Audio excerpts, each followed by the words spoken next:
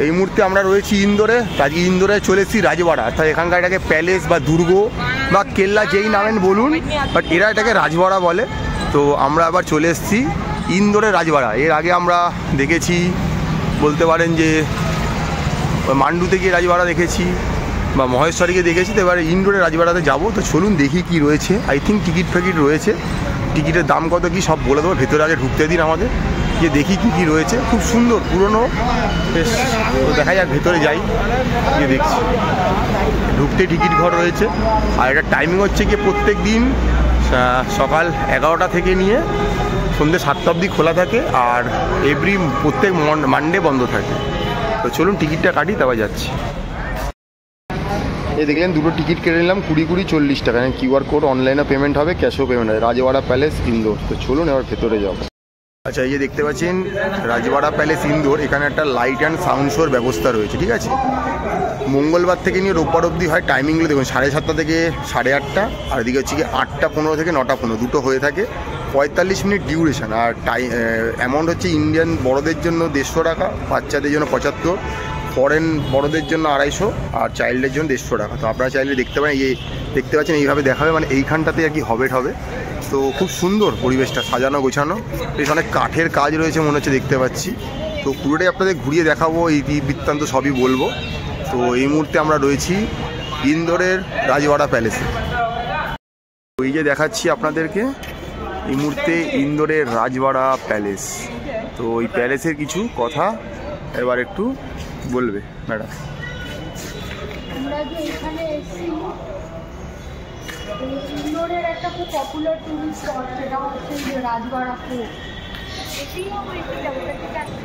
এই রাজবাড়া ফোর্ট, ইন্দোর আর রাজবাড়া ফোর্ট মানে এটা হচ্ছে হোলকারদের রাজমহল ছিল একটা সময়। তো সেটা দেখতে এসেছি। বেসিক্যালি এই যে রাজবাড়া ফোর্টটা আপনাদেরকে দেখাচ্ছি, এটা হচ্ছে হোলকারদের একটা পুরনো প্রাসাদ আছে। হোলকারদের অনেকগুলো প্রাসাদ ছিল, তার মধ্যে এটা একটা অন্যতম প্রাসাদ। আর এটা হচ্ছে একটা পুরনো প্রাসাদ হিসাবে এটা পরিচিত। আর একদম শহরে ঠিক মাঝখানে অবস্থিত প্রাসাদ। এটা বেসিক্যালি মানে 250 বছরেরও ওপরে পুরনো একটা প্রাসাদ। এই যে আপনারা কনস্ট্রাকশনগুলো দেখতে পাচ্ছেন, নিচ বেসিক যেগুলো সেগুলো কিন্তু পাথর দিয়ে তৈরি। আর এই যে এইগুলো পিলারগুলো, এগুলো হচ্ছে উডেন। আর মূল যে প্রাসাদটা প্রায়, যদি এই যে বর্তমান যে প্রাসাদ, এটা কিন্তু রিনোভেটেড পার্ট আমরা দেখতে পাচ্ছি। প্রধান যে যখন এটা হয়েছিল বেসিক্যালি 1747-এ মালধার রাও হোলকার, তিনি এই প্রাসাদটা তৈরি করেছিলেন। সেই সময় যে প্রাসাদটা তৈরি হয়েছিল, ত্রিকোণ শেপের প্রাসাদটা তৈরি হয়েছিল। তার পরবর্তীকালে প্রাসাদটা আরও নানা রকমভাবে মানে রিনোভেট হয়, সেটার গল্প আমি খানিকটা পরে বলব। তো 250-রও অধিক বছর মানে পুরনো এই প্রাসাদ। আর এটার 7টা স্টোর আছে। এই দিকটাতে দেখো 7টা তল, 7খানা তল বিশিষ্ট এই রাজমহল। এই হচ্ছে যে মালধার রাজমহল।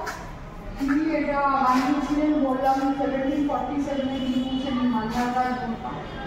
তার পরবর্তী প্রজন্ম, তার পরবর্তী বিভিন্ন বংশধর, তারা সব এখানে রয়েছে। তাদের বিভিন্ন নাম রয়েছে, যেমন রয়েছে এখানে মানেরা হোলকার।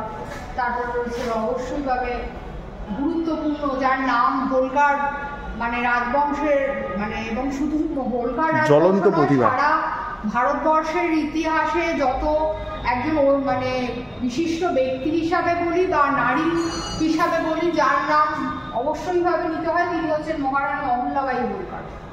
তার পরবর্তী এই যে প্রজন্ম সব রয়েছে, মুখোজিরাও হোলকার, তারপরে যেখানে রয়েছে কাশীরাও হোলকার,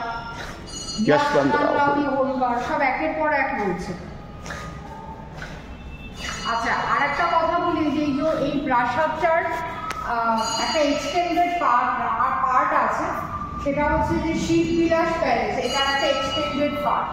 সেই শিববিলাস প্যালেসটা আসলে আর কিছুই নয়, ওখানটা পরবর্তী আমি প্রথমেই বললাম না যে প্যালেসটা রিনোভেট করা হচ্ছে, কারণ 1747-এ প্রথম যে স্ট্রাকচারটা ছিল তারপরে কিন্তু এটা রিনোভেট করা হচ্ছে।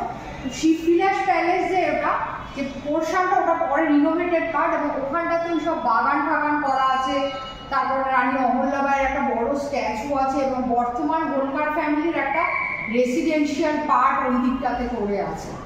আর বেসিক্যালি 2007-এ এই হোলকার ডাইনাস্টির একজন, তিনি হচ্ছেন উষারাজে হোলকার, তিনি এটার আরও পরে রিনোভেট করেন, এবং তারও পরে এখানকার ইন্দোরের মিউনিসিপ্যাল কর্পোরেশন 2017-এ আরেকবার এটাকে রিনোভেট করে।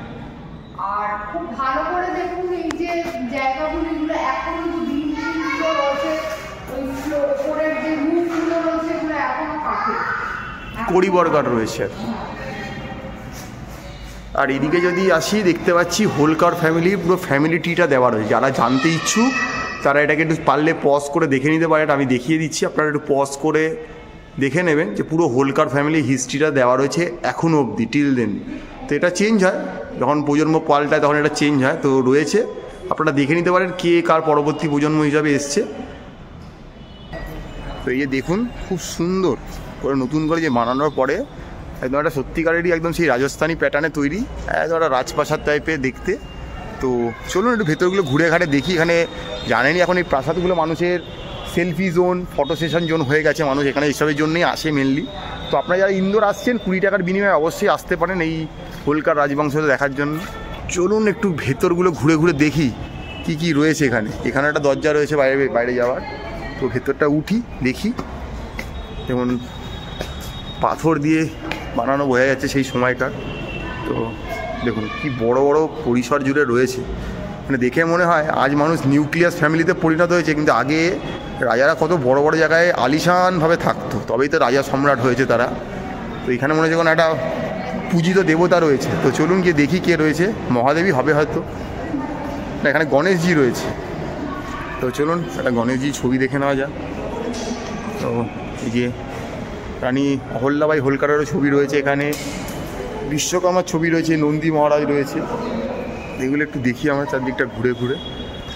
তো খুব সুন্দর জায়গাটা, দেখে ভালোই লাগছে। তো আমরা একবেলার জন্যই রয়েছি এই ইন্দোরে, তো তার মধ্যে যা যা ইন্দোরে কভার করা সম্ভব আমরা এগুলো করে দিচ্ছি, দেখাচ্ছি আপনাদেরকে। আগামীতে আপনারা আসতে পারেন, এখান থেকে আরও অনেক কিছু যাওয়ার জায়গা রয়েছে। এইখানে দেখতে পাচ্ছি একটা সিঁড়ি রয়েছে, লেখা রয়েছে টু ফার্স্ট ফ্লোর যাওয়ার জন্য। তো চলুন একটু দেখি। এই দেখুন সেখানকার ওই সময়কার সিন্দুকগুলো যেমন দেখতে ছিল, সেই সিন্দুকগুলো বাইরে রাখা রয়েছে, মানে এর মধ্যেই মানিমুক্ত ছিল। এখন খুললে বোঝা না কিছু পাবো, আমি তাই আর খুলছি না, নাহলে আমি খুলে দেখার চেষ্টা করতাম। তো দেখি কীরকমভাবে রয়েছে। এই দেখুন অল্পই সিঁড়ি রয়েছে মোটামুটি। তো চলুন দেখা যাক ওপরে গিয়ে কী রয়েছে।